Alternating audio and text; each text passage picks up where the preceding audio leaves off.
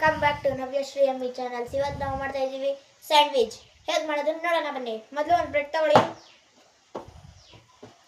ಅದಕ್ಕೆ ಮೊದಲು ಕಟ್ ಮಾಡಿರೋಂಥ ಸೌತೆಕಾಯಿಗಳು ಈ ಥರ ಹೇಗೆ ನೈಸಾಗಿ ಇಷ್ಟೇ ಮಂದ ಕಟ್ ಮಾಡ್ಕೊಳ್ಳೋದೇನು ಬೇಡ. ಅಲ್ಲಿ 2 ಸಾಕು, 2 ಸೌತೆಕಾಯಿ. ಅದಾದಮೇಲೆ ಈರುಳ್ಳಿನ ಹೀಗೆ ಈರುಳ್ಳಿನ ಈ ಥರ ಕಟ್ ಮಾಡಿರೋದನ್ನ ಈ ಥರ ಹಿಂಗೆ ಸ್ಪ್ರಿಂಗ್ಸ್ ಥರ ಓಪನ್ ಮಾಡಿ ಪ್ಲೇಸ್ ಮಾಡಬೇಕಾಗುತ್ತೆ. ಈ ರೀತಿ ಪ್ಲೇಸ್ ಮಾಡಿದ ನಂತರ ಹಾಗೂ ನಿಮಗೆ ಬೇಕು ಅಂದರೆ ಈ ಸೈಡ್ಸಲ್ಲೂ ಕೂಡ ಪ್ಲೇಸ್ ಮಾಡ್ಕೋಬೋದು.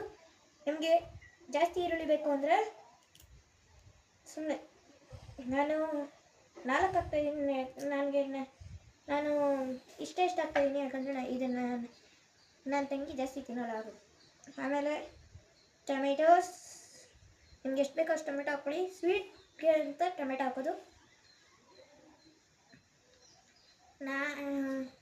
ನಾನಿಲ್ಲಿ 3 ಟೊಮೆಟೊ ಇಡ್ತಾ ಇದ್ದೀನಿ. ನೆಕ್ಸ್ಟ್ ಉಪ್ಪು, ಸಾಲ್ಟ್ ಸ್ವಲ್ಪ ಅದು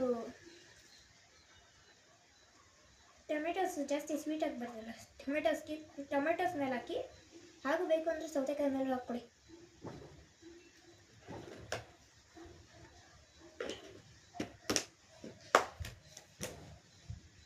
ಆಮೇಲೆ ಸ್ವಲ್ಪ ಪೆಪ್ಪರ್ ಸಾಲ್ಟ್,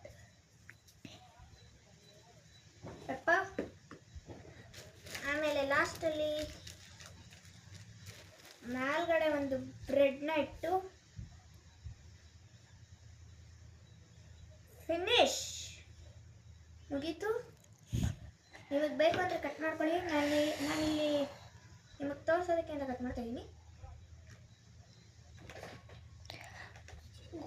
ಕಟ್ ಆಗ್ತಿಲ್ಲ, ಸ್ಟಫಿಂಗ್ ಜಾಸ್ತಿ ಮಾಡಿದ್ದೀನಿ.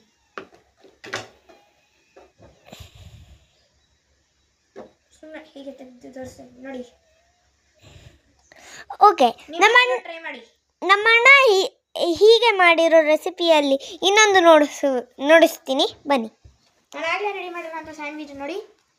ಇದು ಇನ್ನೊಂದು ನೋಡಿ, ಇಲ್ಲಿ ಸ್ಟಫಿಂಗ್ ಈ ಥರ ಹಾಕ್ಕೊಡಿ. Thank you, bye bye, Tata.